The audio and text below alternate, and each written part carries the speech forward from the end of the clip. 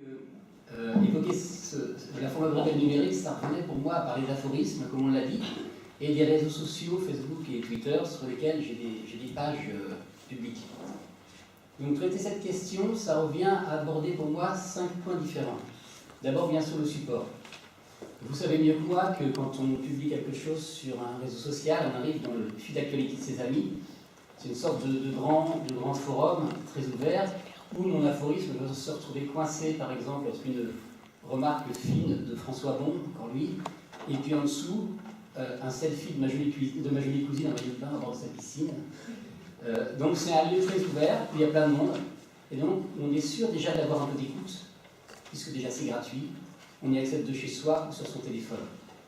Alors que quand on publie par exemple dans une revue confidentielle, une plaquette ou un livre, ce que j'aime bien faire aussi, ça s'apparenterait plus à une petite troupe de théâtre qui déciderait de monter un spectacle, qui aurait une salle, qui collerait des affiches, qui répéterait patiemment, et qui le jour de la première, un peu inquiet, attendrait de voir si les spectateurs vont venir, puisque la publication en revue ou en livre nécessite du lecteur un effort de temps, il faut commander parfois, il faut aller chercher, et puis un effort aussi financier puisqu'il faut l'acheter.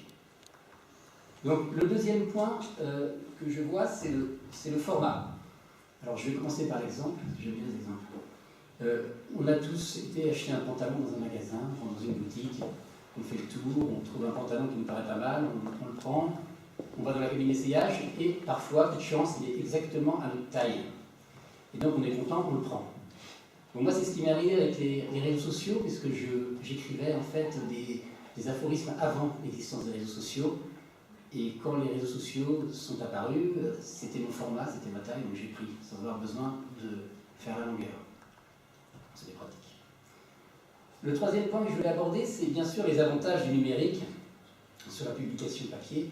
Bon, on me le dit et on le dit, ça évidemment. Le premier, c'est la rapidité. Bon, je vais prendre un exemple.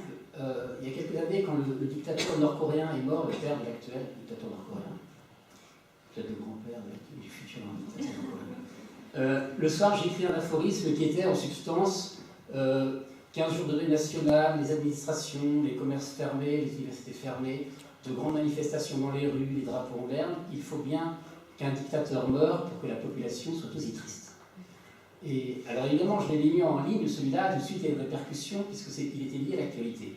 Donc la rapidité, c'est important. Parce que quand on écrit comme moi les aphorismes, ils sont parfois publiés plusieurs mois, voire plusieurs années après dans des livres. Et cet aphorisme-là, je l'ai repris plus tard, comme je ne citais pas le dictateur nord-coréen, ça marche pour tous les dictateurs. Et ça prend une dimension différente. C'est un peu ce que vous disiez tout à l'heure, d'une note d'Éric Chevillard. Le même aphorisme, en lien avec l'actualité, va avoir une résonance qu'il n'aura pas, mais qu'il aura peut-être de façon plus globale ailleurs. Le deuxième avantage, c'est la liberté. Alors, une liberté dangereuse, puisque quand on publie dans une revue ou un livre, on a un directeur de publication ou un éditeur, heureusement. Là, on n'en a pas. Donc, parce que l'éditeur, c'est quelqu'un qui se soucie de notre bien et qui aussi, parfois, déjà, va nous dire c'est trop long, c'est trop court, il faut retravailler ça. Donc, il est exigeant pour nous. Et donc, déjà, il faut qu'il accepte notre texte, tandis que là, on n'a pas besoin de demander à qui que ce soit, on peut publier directement son aphorisme sur Internet. Le troisième point, pour moi, c'est la reconnaissance. Vous savez, les écrivains, je ne sais pas si c'est le cas pour vous, les gars, on est un peu jaloux des chanteurs, parce que les chanteurs, ils font venir plein de gens. En plus, les gens, ils payent, ils rentrent, ils les applaudissent entre chaque chanson. Tandis que tous les gens, ils lisent nos livres dans leur lit, soit en s'endormant, et puis ils ne nous applaudissent pas pour chaque Donc, et quand on publie sur un réseau social, on a une reconnaissance parce qu'on a un échange avec des gens. Il y a des commentaires, on le disait tout à l'heure, il y a des j'aime, et mine de rien, quand on n'est pas... ça fait plaisir quand même, et ça fait un échange avec des lecteurs, des gens qui s'intéressent à notre travail. Parce qu'en fait, on ne rencontre pas toujours, tous les jours, des gens qui s'intéressent à notre travail. Ça arrive des jours comme aujourd'hui, mais 3-4 fois dans l'année. Bon, le quatrième point, c'est la complémentarité. Alors j'ai 2 amis qui fidèlement achètent mes livres quand ils sortent. C'est Marc et Sarah.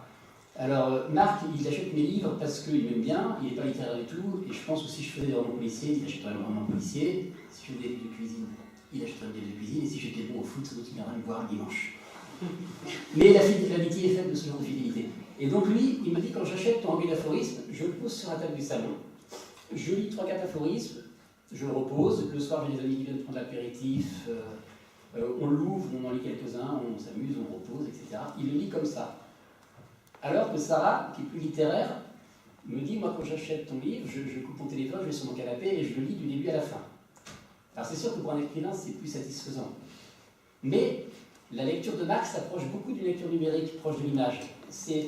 Il va attacher de l'importance à chaque aphorisme. Et il s'ennuierait à lire le livre en entier.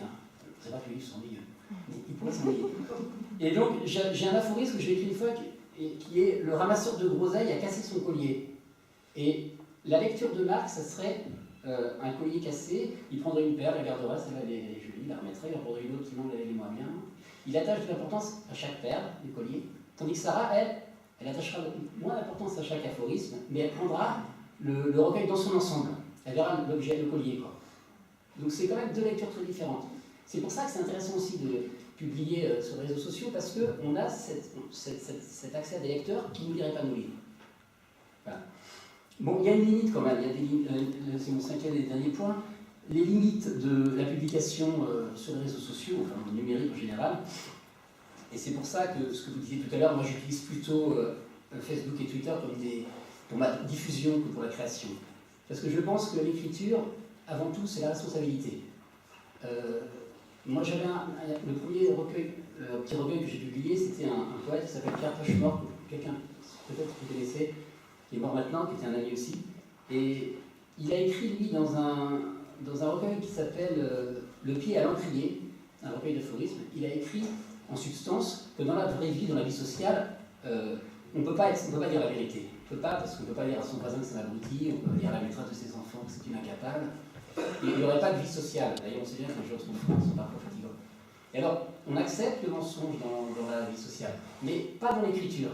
Et moi, je suis d'accord avec ça. Et je pense qu'il y a un risque à écrire directement sur son téléphone et à balancer ça sur Facebook ou Twitter, parce qu'on est menteur sans faire exprès. Parce que la formulation qu'on a choisie n'est pas exactement celle qu'on voulait. Ou alors, c'est, comme vous disiez tout à l'heure, à propos de François Rousse, ça va être une littérature proche de l'oral. Et ça ne m'intéresse pas, en fait, moi.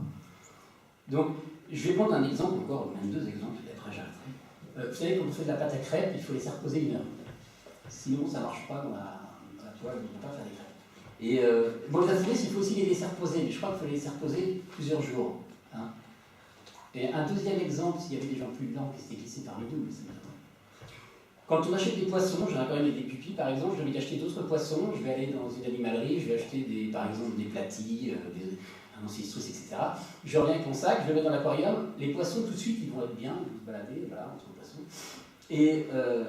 Mais parfois le lendemain ou sur le lendemain, très souvent, il y en a un de mort, ou deux de morts, parce qu'il ne s'est pas habitué à l'eau, parce qu'il ne s'est pas habitué avec les autres. Les aphorismes, c'est pareil. Quand je me lève le matin, je prends un café, je me mets à écrire des aphorismes, j'en écris peut-être 20, j'en garde 10 qui me paraissent acceptables, mais ils sont très bien, voilà. Je vais travailler, je fais ma journée, là, le soir ou le lendemain, quand je reprends ces aphorismes, il y en a 2 qui sont morts, et pareil, sans que je sache pourquoi. Et je me suis dit, quand j'ai pu laisser passer ce truc constamment, eh bien, si j'avais publié en ligne, il aurait déjà été publié et ça serait trop tard. Donc voilà, bon, c'est peut-être, je ne suis peut-être pas assez parfait, mais... Donc en conclusion, je me suis posé la question, grâce à vous, mesdames, pourquoi je publiais sur Internet. Je me suis posé la question avant de venir, je ne me suis pas posé vraiment la question avant, il faut reconnaître. Et en fait, donc quand on m'a invité, j'ai accepté assez vite parce que ça m'intéressait. Et je me suis demandé pourquoi je fais ça, alors que la publication papier, finalement, me fait bien plus plaisir, il faut reconnaître. Et je me suis dit que c'est grâce au virtuel, en fait, et la littérature numérique, qu'on est venu, mon ami Julie et moi, en avion hier. Grâce au virtuel, on a visité Montpellier, une très belle ville. Grâce au virtuel, qu'on a rencontré les enseignants hier soir. Et grâce au virtuel, qu'on est là aussi aujourd'hui. Donc pour terminer, un petit paradoxe. Ceux qui m'ont lu savent que j'aime bien les paradoxes. En fait, ce que j'aime dans le virtuel, finalement, c'est la rencontre. Merci.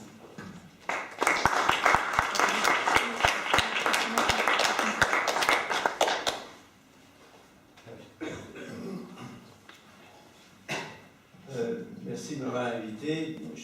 J'arrive de très loin, il fait moins 10 chez nous ce matin, alors ici déjà c'est mieux, même avec le Mistral. Alors je suis un peu embêté par ce que je vais vous dire, parce que je ne sais pas ce que je vais vous dire. J'ai tellement mis de temps dans la préparation du travail hier que Je vais y aller avec une question que je vais me poser devant vous et je vais essayer d'y répondre. Pourquoi je tweete? Et au fond, répondre à pourquoi je tweete, c'est parce que j'écris. Mais pourquoi j'écris bref? Ben, parce que Twitter est bref. Et c'est un peu ça que j'ai aimé la première fois quand j'ai découvert Twitter. Quelqu'un m'a dit, écoute, Twitter existe, voilà, il y a une petite case, un petit rectangle, et ce rectangle-là, le bouton publier disparaît au-delà des 140 caractères perdus. Je trouvais ça amusant, et d'autant plus qu'il y avait déjà des gens qui s'amusaient dans le Twitter des Français. Il y avait toute une communauté de twittérateurs qui sévissaient comme des asociaux, justement, dans ce média social. Parce qu'il y en avait qui s'obstinaient à ne publier que de la littérature, sans les signes un peu cabalistiques du hashtag, du retweet, du arrobase. Et je trouvais ça intéressant, et là, je me disais, il y a telle ruse qui s'exprime, qu'on voit apparaître dans Twitter, même s'il n'y a que 140 caractères. Il y a des gens qui, à la façon des romanciers du 9e siècle, publiaient des romans comme un petit feuilleton. C'est assez amusant de commencer à lire un texte et de le voir se construire et surtout de créer une attente pour ce qui vient. Alors, je ne suis pas allé du côté du récit parce que je manque de souffle. Moi, ce qui m'intéressait, c'était carrément d'arriver à m'épuiser au point final lorsque j'avais atteint 140 caractères. Et ce que ça me permettait de faire, c'est d'aller complètement en contre-courant de ce qui se passe dans Twitter. J'ai ralenti le rythme, donc j'allongeais le temps de travail. Et parce que je suis prof, je me disais, au fond, je vais me comporter dans Twitter un petit peu comme une espèce d'étudiant modèle. Je vais faire un bouillon que je vais d'abord saisir dans un carnet. Je vais le transcrire dans Twitter, et là, je vais bien voir, et je vais devoir le calibrer. Je vais devoir le calibrer parce que je trouvais intéressant cette contrainte. On a tellement plus de contraintes aujourd'hui. Donc, on se sent libre, vraiment. Et moi qui aimais beaucoup les écritures automatiques qui partent un peu partout, à volo, à gauche et à droite, je me disais, enfin, je vais devenir discipliné. Et cette façon d'être minutieux dans l'écriture m'a permis de découvrir, en fait, une espèce de style qui convenait au médium. Souvent 3 phrases. Et parce qu'en 140 caractères, on fait 3 phrases. Et c'est ce qu'on apprend à l'école, à faire 3 phrases. Sujet, posé, divisé, thèse, antithèse, synthèse. Et il me semblait que ça me permettait de faire quelque chose de sérieux, parce qu'il y avait une forme qui me poussait, en explorant, je vais dire un peu comme un écrivain, parce que je me suis pris à tout théâtre, c'était fait de la littérature. Alors, de répondre à des questions que je me posais inconsciemment, mais auxquelles je n'avais jamais répondu. Et pour chaque tweet, c'est comme si le tweet était une réponse à une question qui est là, qui la précède, et à laquelle vous n'aurez jamais accès. Alors, j'avais des mots pompeux pour dire ça. Entreprise de décryptage de soi au moyen du bref. Mais tentative d'élucider le monde à travers des formules magiques. Synthèse éclatante d'un discours social complexe, et en même temps assaut. Parfois, désir carrément par une espèce de formule, j'allais dire, qui tient à la fois de l'armure et de l'arme, non pas de destruction, mais de séduction massive. Parce qu'on est vaniteux, les théâtres, quand même. Et ce que tu disais, moi, je vais vous révéler pire que ça. Qu'est-ce que tu veux dire? Ben, parce que je me lève, alors, je disais hier que je n'avais pas de chance. J'ai plusieurs abonnés, mais peu de lecteurs. Peu de gens retweetent, peu de gens aiment. Hein? Et pourquoi? Parce qu'au Québec, je travaille entre 23h et 1h du matin. Donc à 23 heures, la plupart des Québécois dorment, et à 1 heure du matin, les Français sont peut-être pas encore au boulot, ils ne sont pas levés. Donc, et stratégiquement, je n'ai pas voulu publier aux heures de grande écoute. Parce que je me disais, vrai écrivain écrit d'abord tout seul. Et c'est comme si, au fond, la publication est un accident. Le lecteur de passage sur Twitter, il faut qu'il soit là au moment où tu appuies sur le bouton publier. 10 secondes trop tard, il y a déjà 25 tweets qui vont chasser le tien vers le bas. Et les gens ne reviennent pas.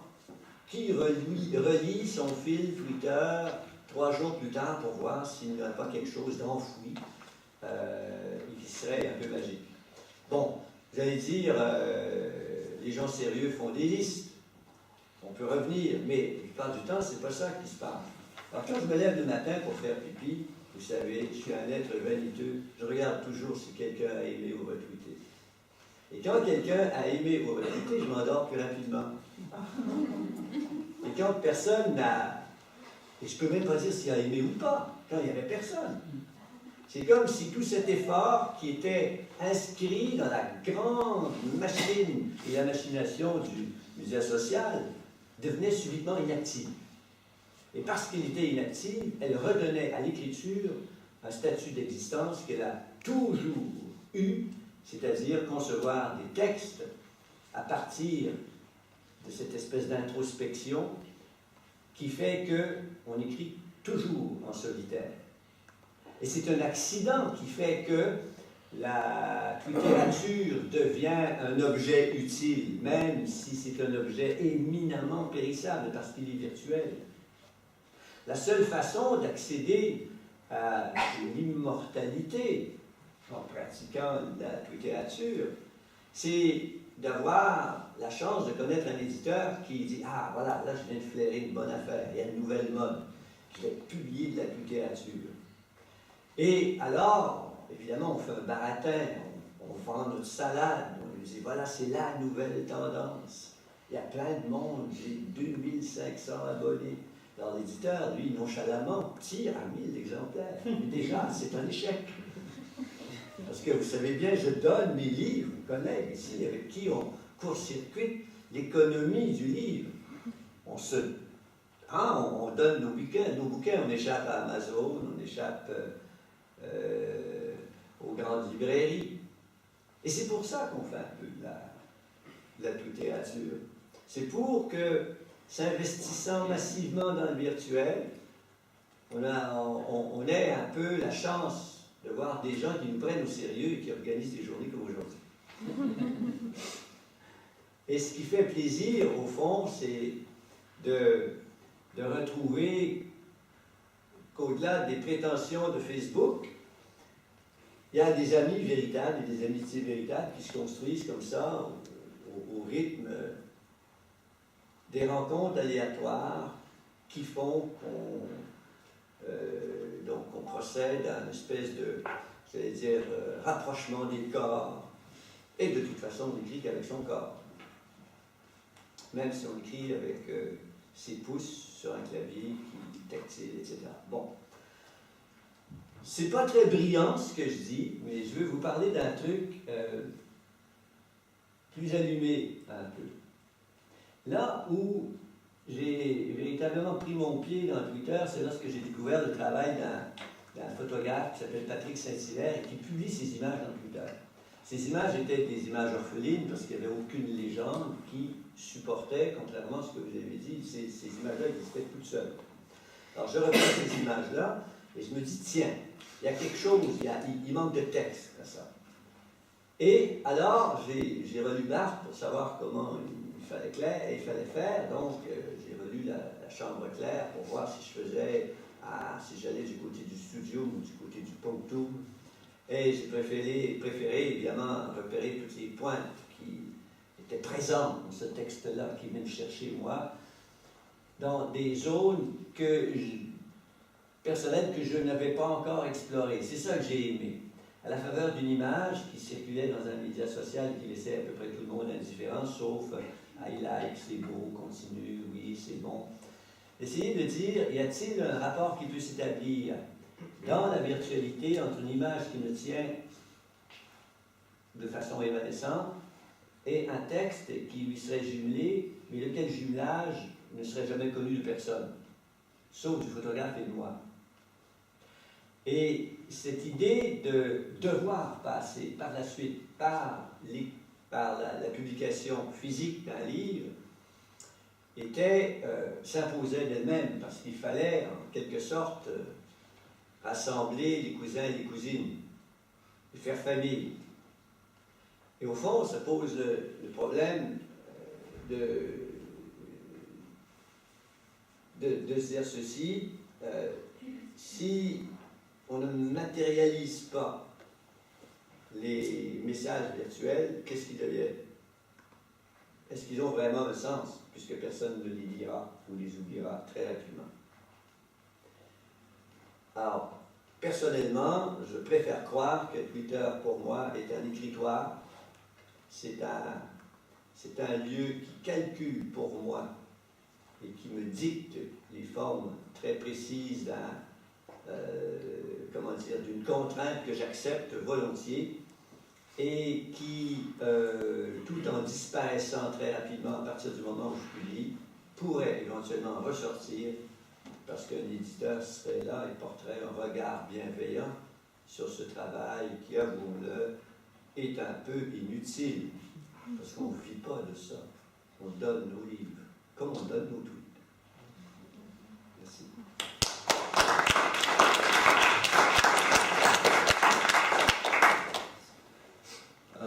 Je peux commencer par essayer de répondre à ça. Moi, quand j'ai commencé à écrire mes premiers textes, je dois avoir 25 ans, au début j'habitais à Paris, et j'ai écrit un roman, je l'ai envoyé à un éditeur, il n'a pas voulu, j'en ai écrit un second, j'en ai écrit plein en fait. Et j'ai publié mon premier texte en fait en 96 sur le net. J'étais journaliste, donc j'ai publié plein de textes, mais des textes qui n'étaient pas entre guillemets littéraires. Mais mon premier texte entre guillemets littéraire, je l'ai publié en 96 sur le net. Donc c'était avant les blogs, où c'était le tout début du web, c'est vraiment le tout début. Et bien sûr, personne ne l'a lu, à ma connaissance.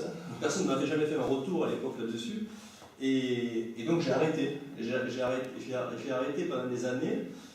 J'ai publié des bouquins de vulgarisation, des choses comme ça. Et je me suis remis à... J'ai même développé des plateformes de blog pour que les gens puissent bloguer, donc en faisant un codant.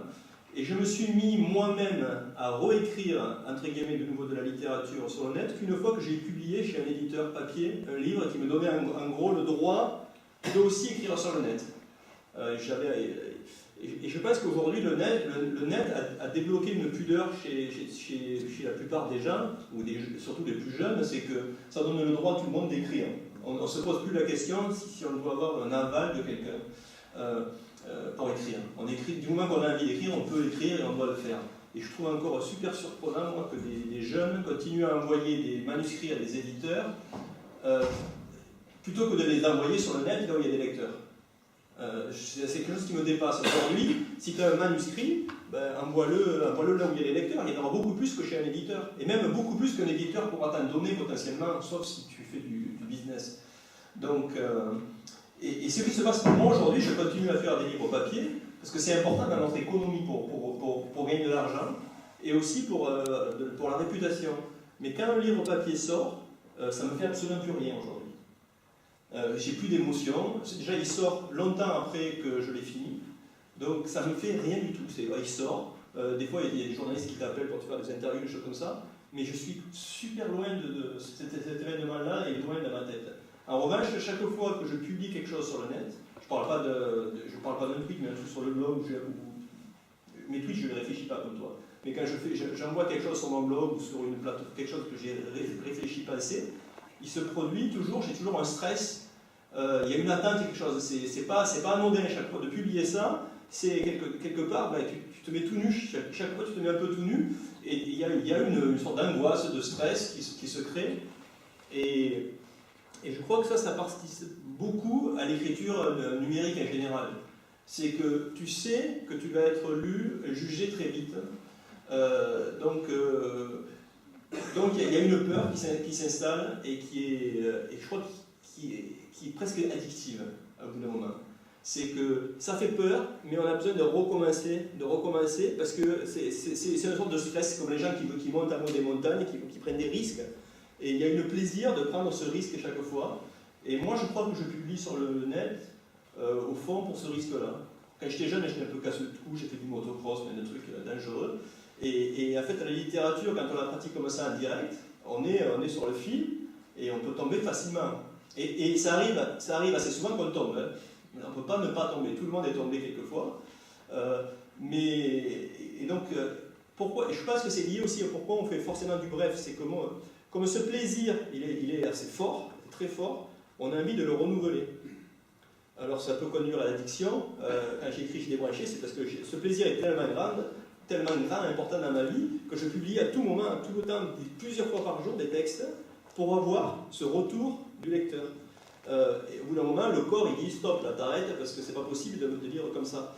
Mais pourquoi on fait du bref? Moi je pense que c'est mécaniquement, si on est accro à cette drogue sociale, on ne peut pas faire du long parce qu'on n'a pas le temps. On est obligé de découper sa création en petites salves pour avoir des petites salves de récompense. Et avant, un auteur, quand il n'avait pas le web, il devait, j'imagine, parce qu'en fait je n'ai pas vraiment connu ça, mais les textes que j'ai écrits, je ne les ai jamais publiés. Donc toi, tu pourras peut-être témoigner par rapport à ça, mais je pense qu'il devait y avoir une attente au moment de la publication, parce que c'est là que tu allais être regardé, je ne sais pas. Mais moi, je la connais tous les jours, cette attente-là. Il y a l'écriture, l'idée de l'écriture, la publication et le retour qui fait du bien, c'est immédiat. Donc ça nous force à aller dans le bref. Et je crois qu'en fait, pourquoi on a fait beaucoup de bref, c'est parce que l'outil nous pousse vers le bref. Les autres qui nous regardent nous incitent à faire ça, et donc on rentre dans une sorte de drogue. Et je pense que si j'essaye de m'en guérir doucement, et je pense que plus on peut se guérir de ça, plus on peut revenir à des formes longues, c'est-à-dire d'être moins en attente d'une réponse immédiate. Parce qu'en fait, la réponse immédiate, elle est assez futile au fond. C'est toujours un peu le même petit bonbon. C'est comme une cigarette après une autre cigarette. Donc ça, moi j'essaye de me guérir de ça. Je ne sais pas qu'est-ce que ça va impliquer dans ce que je vais écrire à l'avenir, mais on est un peu sur une chaise électrique quand on écrit comme ça, connecté avec les lecteurs en permanence. Parce que par exemple, tu dis, tu n'attends pas le retour sur les gens. Si c'est bien, mais tu n'attends pas. Mais quand tu te mets à écrire avec l'attente du lecteur, t'es vraiment, il fait ce qu'il veut de toi en gros. Si tout le monde te dit que c'est nul, ben t'arrêtes. Et on voit beaucoup de blogs qui s'arrêtent comme ça parce qu'il n'y a plus personne pour les critiquer, plus personne pour les commenter. Et c'est aussi pour ça que beaucoup d'écrivains, à mon avis, qui publient un papier, qui viennent du monde, qui sont dans le monde papier, ont peur d'aller sur le web parce qu'ils ont peur d'avoir ce retour immédiat, ce jugement immédiat. Ou quand on publie du papier, on est protégé. Il y a l'éditeur, il y a la presse, donc on est assez protégé par rapport au lecteur. Alors que là, on a enlevé tous les intermédiaires et c'est une sorte d'osmose. Donc voilà, donc cette osmose-là, elle fait, je pense qu'elle contribue en elle-même à la forme brève. Voilà, je peux dire autre chose. Je peux continuer à parler pendant des heures, donc si ça vous suffit, j'arrête là. Il y avait quelqu'un qui posait une question, je peux. Je me demandais justement par rapport à ce que vous exposez, ce retour du lecteur, et au final, il doit y avoir un échange tout de suite, vous écrivez, on vous répond, et par rapport au retour, est-ce que ça n'induit pas un changement dans votre écriture au fur et à mesure? Est-ce que vous vous demandez, est-ce que je dois changer? Est-ce que vous essayez de vous adapter au lecteur justement pour avoir ces retours, ou au contraire vous continuez Non, je continue pas. Je leur demande pas ce que je dois changer, non, bien sûr. mais j'écoute ce qu'ils disent. Et donc, moi je dis, je me compare souvent à un sismographe, c'est-à-dire qu'en fonction de leur réaction, je sais que leurs réactions vont transformer ce que je vais avoir à dire. Quand j'écrivais mes tweets à la quatrième théorie, je ne suis pas fan de la psychologie dans les romans. Le roman psychologique, c'est un truc qui me fatigue. Je suis nul pour ça aussi, je ne suis pas bon pour faire ça, et j'aime pas ça non plus, ni à lire, ni à faire. Et c'était un personnage, c'était une sorte de polar, un thriller que j'écrivais sur Twitter. Et donc des lectrices notamment me disaient mais là c'est pas cohérent, une femme ne peut pas faire ça, etc. Donc elles m'envoyaient des tweets pour me dire ça. Donc moi qu'est-ce que je faisais? il fallait que, quand je prenais en compte ce qu'elle m'avait dit, mais je comprenais qu'elles avaient raison. Moi, j'étais obligé de trouver des raisons dans mon histoire pour justifier tel comportement. Et j'ai fini par transformer mon héroïne en un cyborg, en fait, parce qu'en fait, ça marchait pas. La seule femme possible, c'était un cyborg. Au fur et à mesure que l'histoire avançait, c'est devenu un cyborg. J'avais pas du tout prévu au début que c'était un cyborg. Mais au fur et à mesure, c'est devenu un cyborg parce que c'était la seule façon de faire coller avec toutes les aberrations psychologiques qu'il y avait dans le livre. Mais donc oui, j'en ai tenu compte. Par exemple, là je termine ce qu'on appelle, j'appelle One Minute, c'est le feuilleton que je publie sur Wattpad depuis le début de l'année. Et au début, je voulais le publier sur mon blog uniquement. Et je me suis mis à le publier le premier jour sur Wattpad par hasard, parce qu'un ami publiait aussi un truc ce jour-là sur Wattpad, j'ai dit je vais essayer aussi. Et en fait, c'est devenu sur Wattpad, c'est là sur Wattpad qu'il y a eu les lecteurs qui sont venus. Mais du coup, beaucoup de lecteurs jeunes par rapport à ceux que j'avais prévus sur mon blog. Mon blog, c'est des vieux en gros, qui sont sur mon blog. Et là, sur Wattpad, d'un seul coup, j'ai un public, 70% des lecteurs ont moins de 25 ans. Et il y en a des dizaines de milliers qui sont passés, il y a beaucoup de jeunes qui sont passés là. Et en les voyant là, j'ai introduit des jeunes dans l'histoire. Et je n'avais pas du tout prévu ça, mais j'ai introduit des jeunes dans l'histoire. Donc voilà comment le fait que le public soit là, ça influence. Et moi j'adore ça en fait. C'est un peu de la performance aussi. Bien, j'aurais préféré qu'on suive l'ordre alphabétique qui nous a permis de commencer, donc de ne pas succéder à la luxuriance métaphorique d'Olivier et à la richesse de l'expérience des deux suivants. Et moi j'arrive avec mon texte écrit, autant dire un texte de ce que je suis, c'est-à-dire de prof, et qui plus est de prof de lycée, et qui plus est de vieux prof de lycée. Tant pis. Je crois que si j'écris, c'est quand même un peu parce que je ne suis pas très bon à l'oral, donc je vais lire ce que j'ai écrit. Donc ma première expérience de publication sur Internet, c'est-à-dire sur mon blog et sur Facebook, a consisté à suivre servilement la voie ouverte par Félix Fénéon dans ses fameuses et géniales et nouvelles en 3 lignes. Il travaillait les dépêches, ça a été dit ce matin, je vais pas mal répéter ce qui a été dit aussi. Il travaillait les dépêches d'agence reçues par Le Matin, un journal qu'il employait. Il a rédigé de mai à novembre 1906 1210 nouvelles en 3 lignes d'entrefilets, c'est-à-dire ça colle à peu près avec la taille des tweets. Et chaque fois ou presque, il faisait de cette réécriture un formidable exercice de style, opérant des rapprochements inattendus, des raccourcis saisissants, et déployant toutes les ressources d'une rhétorique supérieurement dominée, et d'un humour noir qui cachait mal ou qui ne cachait pas sa compassion envers les opprimés, sa révolte d'anarchiste devant le monde tel qu'il allait. Alors je n'ai rien changé à sa méthode, que je n'ai fait que réactiver pour l'appliquer à notre temps.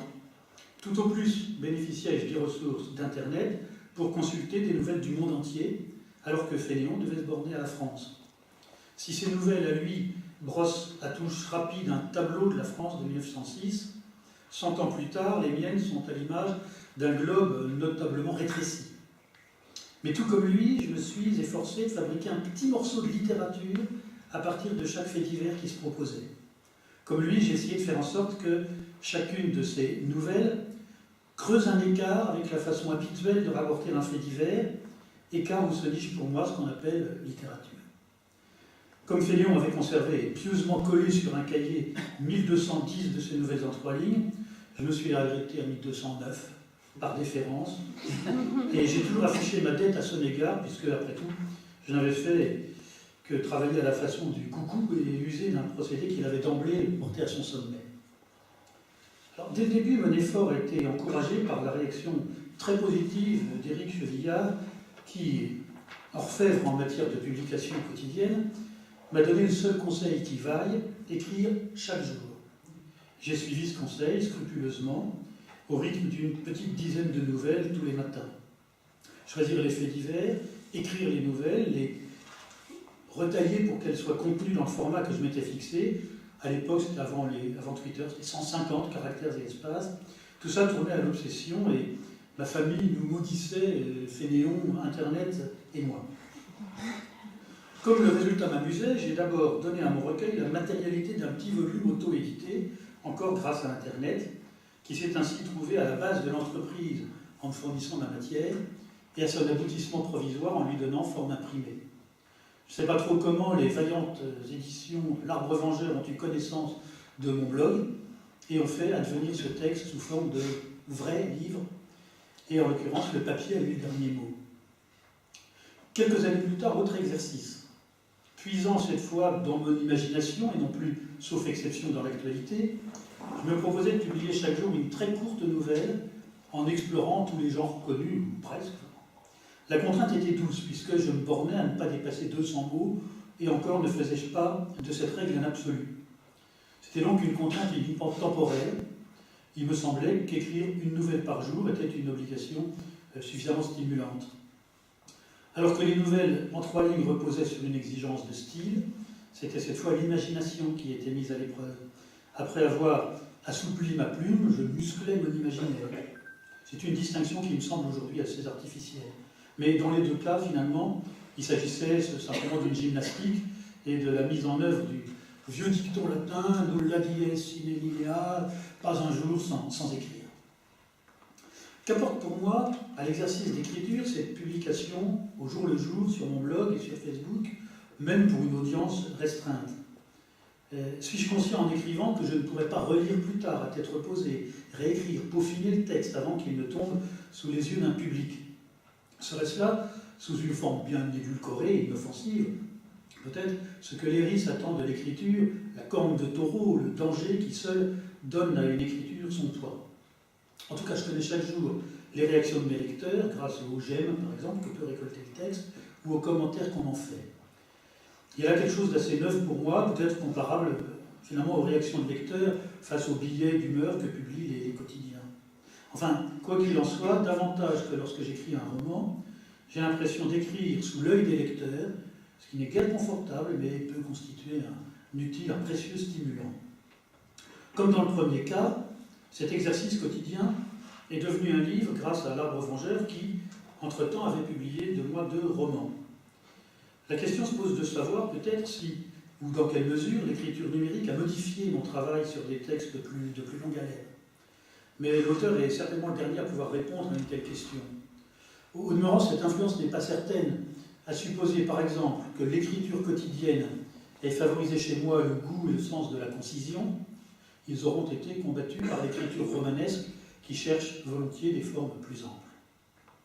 Si je voulais faire preuve d'un certain cynisme, j'ajouterais que ces livres ne m'ont guère coûté de peine, écrits comme sans y penser, fruits du hasard et d'une contrainte quotidienne somme toute légère et plaisante. Ils sont pour ainsi dire venus au monde tout seuls. C'est un vrai travail de fainéant finalement. Pour que le tableau soit complet, je dois enfin parler de ce qui fait le fond de mon blog en dehors des 2 périodes que je viens d'évoquer. Des petits poèmes, souvent des quatrains, écrits au rythme très approximatif d'1 par jour. Je n'ai nullement la prétention d'écrire alors de la poésie. Je sais que la poésie a depuis longtemps rompu les amarres avec le vers et la rime et est devenu le bateau-ivre que nous aimons aujourd'hui. Pourquoi dès lors s'acharner encore à composer des vers traditionnels, respectant scrupuleusement la plus grande partie des lois de la versification, l'alternance des rimes masculines et féminines, qui se soucie de ça, à part moi, les règles touchant au muet, à la synérèse, au rythme, etc. Je me suis longtemps senti vaguement honteux de sacrifier ainsi à ces vieilles lunes. Et pourtant, j'ai fini par me trouver des excuses. La première d'entre elles, sans doute, serait que le génie de la versification française compense celui qui me manque. Et que cette musique, qui n'est pas la mienne, mais naît des règles qui s'imposent à moi, cette musique continue de me séduire. Je n'y peux rien, c'est comme ça. Admettons que mon écriture se plaît de temps en temps à poudrer les mots, à leur faire porter robes à panier, décolletés pigeonnants, à les costumer façon grand siècle. Et c'est là peut-être qu'il se passe quelque chose, car mes petits vers traitent, dans cette forme surannée, de l'actualité la plus immédiate. Il peut ne s'être écoulé que quelques minutes, ça arrive parfois, entre l'annonce d'une nouvelle à la radio et son avatar versifié. Une actualité souvent violente, barbare, mesquine, s'adoucit d'une diérèse ou d'une assonance, se civilise d'une rime riche, donne à sa petitesse l'ampleur parodique de l'alexandrin. Reste-t-il des lecteurs capables d'entendre le vers? Quelques-uns, sans doute. Y en a-t-il beaucoup que cela amuse? Je n'en suis pas très sûr. Ce genre a-t-il un avenir? Il agonise depuis plus de 100 ans. Admettons alors que je m'y adonne comme un vice. Il en est de pire. Et là encore, les contraintes me soufflent des idées qui ne me seraient pas venues sans elles. Peut-être est-ce cela que m'apporte l'écriture sur le web, l'urgence, l'obligation d'être en prise avec une actualité qui sera incompréhensible demain, et donc la volatilité. Mot qui suggère que l'on vole, même si ce n'est pas bien haut, et que l'on échappe à l'épouvantable esprit de sérieux ou à la volonté de faire œuvre. Ces poèmes-là ne seront, quant à eux, jamais un livre. Ils ne prennent sens pour le lecteur que dans la mesure où ce dernier partage l'actualité qui les fait naître. Ce sont des textes au présent, des rimes qu'une nuit périme. Ils usent d'une langue sculptée dans le marbre pour souffler une bulle de savon. C'est en cela qu'ils se sentent à l'aise sur Internet, où tout passe si vite. La toile est pour eux un hôtel idéal, un lieu qui, paradoxalement, alors qu'il est la modernité même, semble fait pour accueillir leur forme antique et solennelle. Ces expériences me conduisent à distinguer ce qui, à mes yeux seulement, est littérature, et que je confierais volontiers à un éditeur, et ce qui ne l'est pas pour moi, et à quoi le web conviendra. Puisqu'en homme du XXe siècle, autant dire du Moyen-Âge, j'ai au fait d'assimiler livre imprimé et littérature. Pourquoi les nouvelles en 3 lignes, issues elles aussi de l'actualité, seraient-elles dignes du livre, quand les poèmes que je sème sur le web ne le seraient pas? Leur ambition n'est-elle pas voisine? J'en sais trop rien, à vrai dire, mais c'est à mes yeux une évidence. Peut-être suis-je trop convaincu que la poésie versifiée, abandonnée par Rimbaud sur les chemins de halage, tandis que la poésie va découvrir ailleurs l'éveil jaune et bleu des phosphores chanteurs, la poésie versifiée donc se voit réduite à un inoffensif jeu de société, et les rimailleurs condamnés à ressasser sans fin des musiques de moins en moins audibles. Peut-être aussi la différence de nature entre les nouvelles en 3 lignes de Fénéon et l'actualité livrée aux Alexandrins sur le web, peut-être cette différence est-elle plus profonde. Dans ce dernier cas, simple connivence d'un instant entre auteur et lecteur, renforcée par l'usage plus ou moins parodique de cette forme désuète et décalée, mais vraie littérature chez Fénéon et ses suiveurs, puisque leur démarche vise à conférer la dignité d'une écriture élaborée à des faits divers qui, pour les journaux, ne sont qu'une écume insignifiante. Tout cela, je l'avoue, est assez brumeux pour moi, mais peut-être, ma conclusion est totalement... Je la lis quand même, mais je ne l'aurais pas écrite avant ce matin. J'avais écrit, mais peut-être notre journée, en confrontant diverses pratiques, saura-t-elle m'apporter la réponse à la question que je me pose.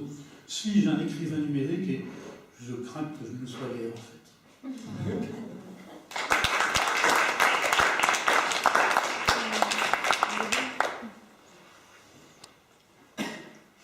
Alors, je vais poser une question qui s'adresse à tous, puis pour lancer un peu la discussion, puis on laissera la parole à la sage qui a très envie de s'exprimer.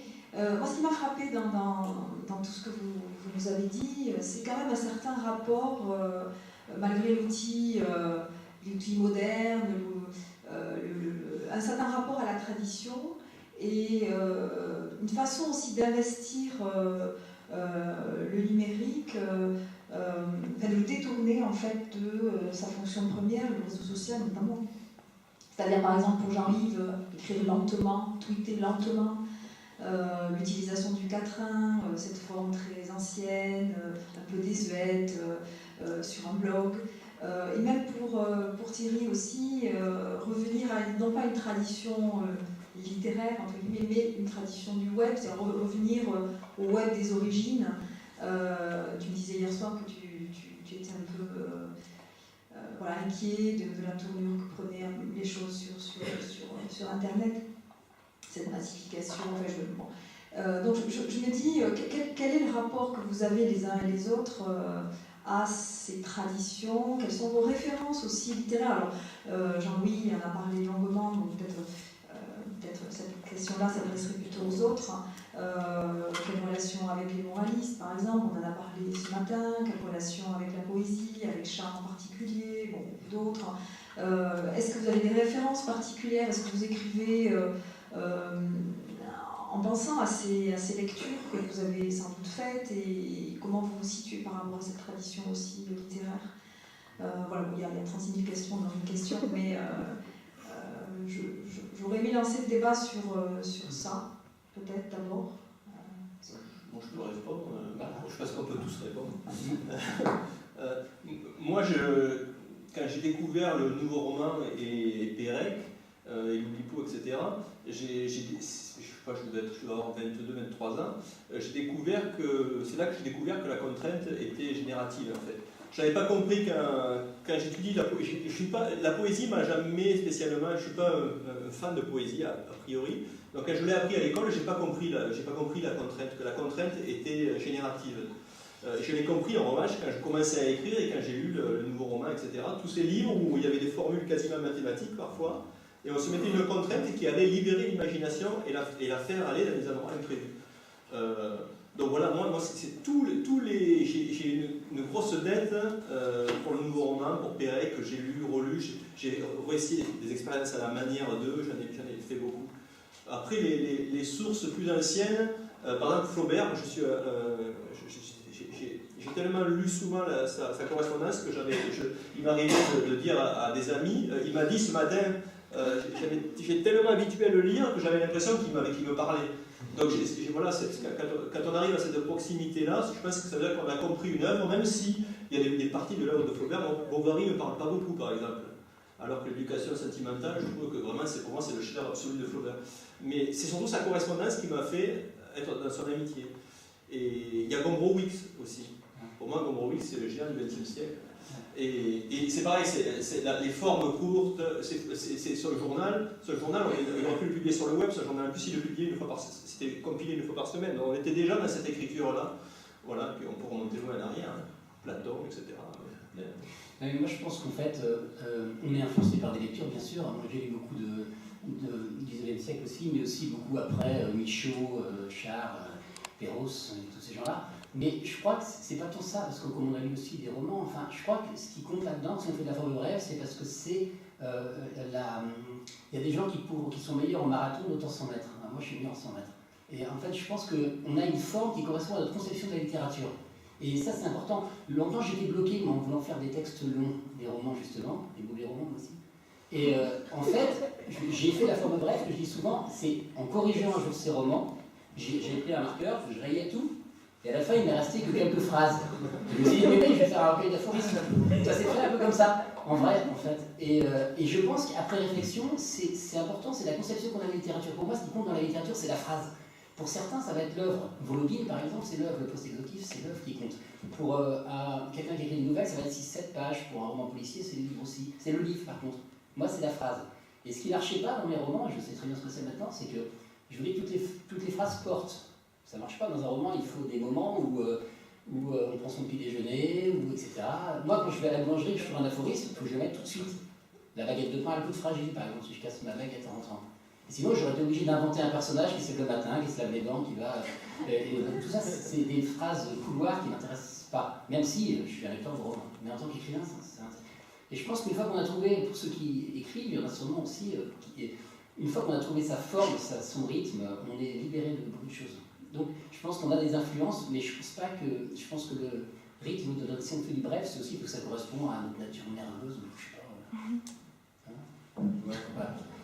Ben, moi, au fond, ce que j'écris, c'est ce que j'aime lire. Et comme je suis un lecteur assez paresseux, j'aime lire ce qui est dense, ce qui vient tout de suite, où je n'ai pas à m'étaler, à me répandre, à comprendre pourquoi ce qui vient là est précédé de quelque chose qui va le présenter, l'enjoliver, donner des liens logiques, etc. C'est Char, je pense, qui disait que le poème était un point diamanté de présence transcendante et d'orage pèlerin. On a tout dit, là, ce point diamanté, c'est la pointe, c'est le net, c'est ce qui brille, c'est ce qui est à la fois dur et séduisant, c'est ce qui permet d'infléchir le désir, c'est ce qui crée les liens entre un homme et une femme. Présenter un beau diamant, voilà, c'est fait.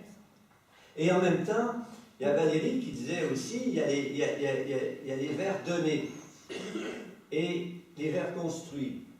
Et au fond, quand on lit Cimetière marin, par exemple, ce dont on se souvient, c'est les derniers vers.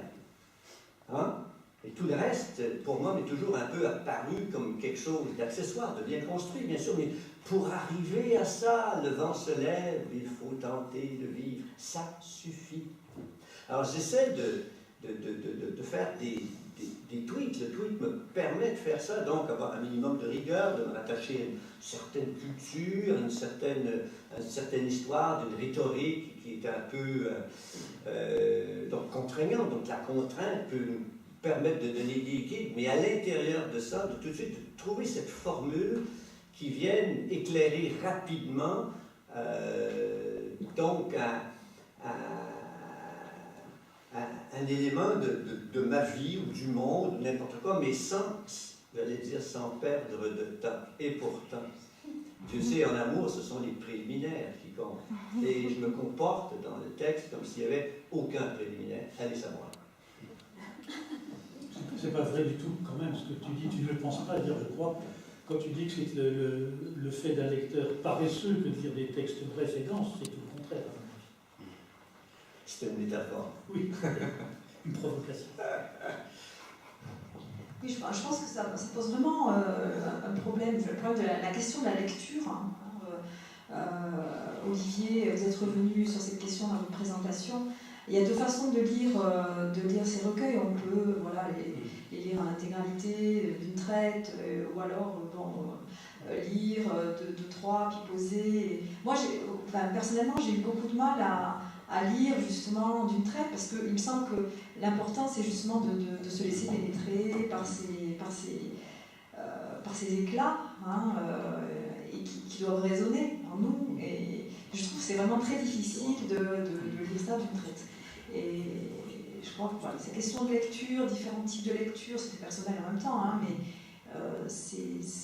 le recueil remet en question quand même, le recueil de Brême remet en question cette idée d'une lecture qui serait continue, qui serait...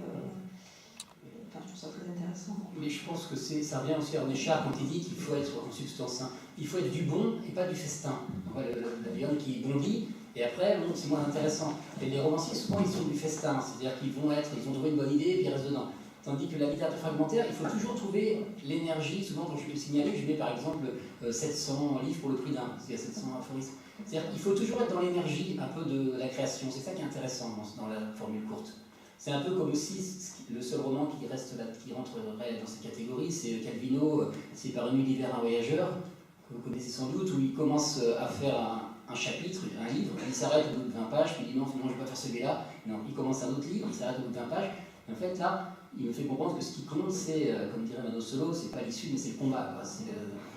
Et l'ivresse, Thierry parlait de drogue, de speed, de shoot, oui, et puis grosse, puis aller un peu plus, on est toujours dans une espèce de course, c'est Jean-Yves qui parle de course, je crois que dans l'introduction de Tweet Rebelle, on a cette formule de texte. Mais au fond, j'ai beaucoup aimé l'idée de où place-t-on le livre de tweet ou le livre d'aphorisme, etc. Le meilleur endroit où on peut le placer, de façon assez un peu bête, c'est au cabinet. Et alors, au lieu de penser à rien du tout, penser au travail du corps qui, évidemment, est en train de s'épuiser. Bon, vous voyez ce que c'est je veux un dire. truc de mec, nous les mecs, on prend vachement de temps par rapport aux femmes. Oui, c'est parce qu'on lit. C'est parce qu'on lit ça. On me le reproche souvent. Mais lisons brièvement, ouais, ça peut suffire. Bon, sans transition, je vais laisser la parole finalement à la salle pour d'éventuelles questions. Tout à l'heure, il y avait des demandes. T'as oublié?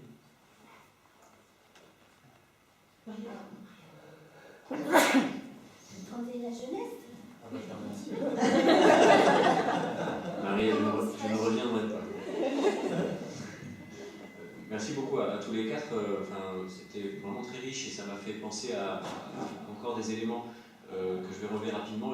Rassurez-vous, je terminerai par une vraie question. Cette idée de contrainte générative, effectivement, dont Thierry Crouzet parle, que ce soit la poésie versifiée, dans sa tradition peut-être un peu surannée et encore, c'est même pas sûr. L'idée que Twitter était peut-être le cadre qui avait joué ce rôle de contrainte également pour vous, et qui avait donc là quelque chose qui se tissait finalement, et que si le web est aussi fécond pour des écrivains bien, c'est peut-être parce qu'il permet un réemploi de la contrainte et de cette fonction générative. L'idée aussi de la variation, écrire des nouvelles en 3 lignes, aujourd'hui, c'est reprendre Fénéon, effectivement, c'est reprendre des dépêches d'actualité, donc il y a en fait un double hypotexte, enfin un double mouvement de variation qui serait peut-être un élément de poétique de l'écriture web, je ne sais pas, enfin, il y avait quelque chose qui me paraît revenir. J'étais très heureux d'entendre la notion de punctum, la notion martésienne de punctum, parce que maintenant vous l'avez dit, ça me paraît évident, mais j'aurais dû dire ça tout à l'heure à propos des nanodrames que j'évoquais, de Jean-François Magre, dans cette inscription de textes brefs dans des photographies. C'est très évidemment, et ça rejoint ce qu'Adeline disait de Facebook peut-être, c'est très évidemment quelque chose comme une réaction affective qui vient se dire et s'inscrire dans l'image comme une formulation du punctum, mais je me demande s'il n'y a pas là quelque chose qui nous livre une clé vraiment de cette nouvelle façon de légender des images telles qu'elles sont présentes sur le support numérique et tel que le texte intervient, notamment comme vous l'avez montré avec le travail que vous avez présenté. Et alors j'aime nous parler de la question, mais en fait la question elle reprend un peu, si j'ai bien compris, ce que Florence proposait déjà tout à l'heure, et qui reprend aussi un peu la conversation pendant le café. L'idée que cette question est la suivante: est-ce que vous n'écrivez pas finalement sur le web avec des formats numériques? Alors c'est peut-être moins une question pour Olivier Henry, dans la mesure où vous avez dit vous-même que vous écriviez des aphorismes avant le web, et que finalement le web est surtout un espace de diffusion, si j'ai bien compris votre propos. Mais pour tous les autres, je me demande si vous n'écrivez pas en voulant un peu pirater les usages communs, et si cette tension-là, elle n'est pas pour nous essentielle à prendre en considération. Certes, vous adoptez le cadre que vous donne Twitter, certes, vous adoptez d'autres cadres, mais peut-être en refusant les usages les plus communs et en allant contre. Il y a là peut-être une écriture contre qui se donne à voir et qui est une tension avec ce qui est proposé par ailleurs. Et je me demandais si votre territoire littéraire, il n'était pas traversé de ces tensions-là. Moi, je peux répondre pour moi, c'est simple. Moi, je suis un général contre tout et je suis assez subversif. Donc, ce qui est sûr, c'est que le web est en train de devenir comme TF1 en ce moment. Le web m'intéresse de moins en moins. Donc, j'aurais tendance à aller ailleurs.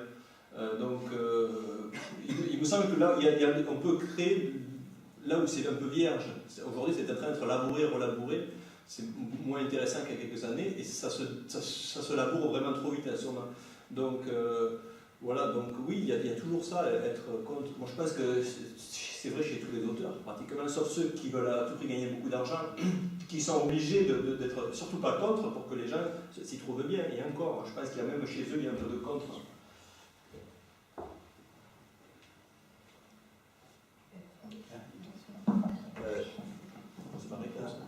Je veux simplement, si je ne sais pas si un ajout, mais c'est quelque chose.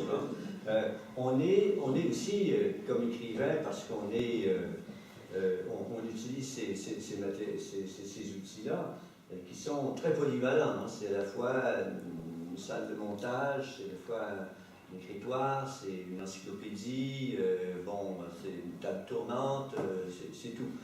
Et alors, on est traversé aussi par ces pratiques qu'on connaît, parce qu'on y touche un peu. Donc, on fait à la fois du zapping, du sampling, mais en toute fin de pratique, ce qui reste, c'est, je pense, au fond, ce qui est essentiel dans le métier d'écrivain, ce n'est qu'une entreprise de transgression et d'hybridation, que ce soit des supports ou des idées. Hein. Alors, il y a un progrès là-dedans. Ce que dit Thierry par rapport au fait qu'on habite successivement, par rapport à nous-mêmes,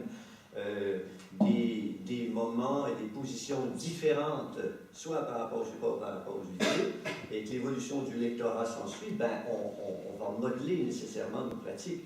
Que viendra la littérature dans 2 ans, alors qu'on parle déjà d'ouvrir la case de 140 caractères, de l'étendre à 160 ou peu importe. Est-ce que la littérature va continuer d'exister? J'en sais rien. Mais l'aphorisme, le texte bref, oui. Et ça, je pense qu'on fait une erreur maintenant, et c'est peut-être un abus de langage de dire que ce qu'on fait, c'est de la littérature, qu'on n'existe nécessairement que par Twitter. moi... La nano-littérature. La nano-littérature, oui. C'est le meilleur, Ouais. le meilleur des Tout à nominations. fait. Ouais. Et moi, j'ajouterais peut-être que le simple fait que nous partageons, je pense, de continuer de manifester une exigence dans ce que nous écrivons sur le web, c'est déjà assez souvent une forme de transgression. Par rapport à une partie qui est quand même très... On a vu ce qui était projeté ce matin un petit peu. Bon, voilà. Donc, être exigeant sur le web, c'est déjà un petit peu subversif.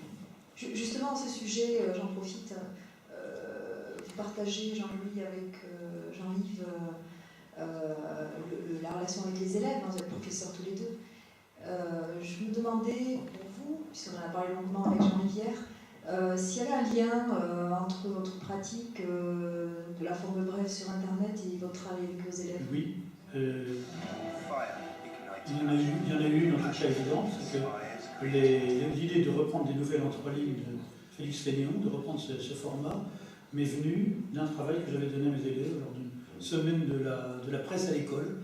Je leur avais demandé d'essayer de réécrire des faits divers d'une manière inattendue, et dans ce cadre, je m'y suis moi-même livré pour l'occasion. J'ai trouvé ça très, très amusant, très excitant, et le texte est sorti de là. Mais c'est peut-être anecdotique, mais là c'est... Est-ce qu'en retour, ça a fait évoluer vos pratiques pédagogiques, par exemple? Est-ce que votre pratique quotidienne a en retour... Non, je ne pense pas. Si je peux dire ceci, j'ai toujours avant de donner un devoir à mes étudiants, je le faisais toujours. Il arrive parfois qu'on donne des devoirs et ils sont trop complexes ou trop simplistes. Et alors, lorsque vient le moment de parler, de faire un retour après la correction, souvent, c'est pas trop quoi dire, on va faire une espèce d'alignement de statistiques d'erreurs, etc. Alors que ce qui est au cœur du problème, c'est vraiment le procédé, c'est le processus. Alors, comment enseigner un processus si on n'a pas d'abord soi-même expérimenté? Et lorsque, par exemple, je faisais des cours de poésie, lorsque je faisais de la poésie sonore, que j'enseignais la poésie sonore, ben je faisais ce type de gymnastique que les poètes sonores font. Et si je veux parler du tweet, ben, il me semblait qu'écrire brièvement, c'était peut-être une façon, en tout cas, d'enseigner très nettement, de façon plus simple, la structure du texte. Et je disais hier en boutade, au fond, enseigner la versification qui est très complexe, là, pas la versification, mais la dissertation. Vous savez, sujet, mais posé, divisé, en intro, c'est 3 tweets. Bon, puis après, on a thèse, antithèse, synthèse, c'est 5 tweets par paragraphe, ça en fait 15. Et puis, la conclusion, plus 3 tweets. En 21 tweets, on règle le sort de la pédagogie de la dissertation. C'est terminé. Alors, quand ils ont compris ça, ils ont dit « Ah, oui! Alors, allez! » Et tout ce qui reste à faire après, c'est un peu de polissage. Non pas de dégraissage cette fois-là, mais bon, d'ajouter un peu de fioriture, de faire que le texte coule un peu, que les transitions soient autre chose que hors d'onde, mais bon, un peu plus ronflant, que ça, bon, qu'il y ait de la chair, qu'il y a... Et moi, comme prof, l'écriture, je pense, personnelle, égoïste, m'a permis d'être plus performant comme prof dans la mesure où j'ai mieux compris de l'intérieur ce que j'essayais de transmettre d'une façon objective.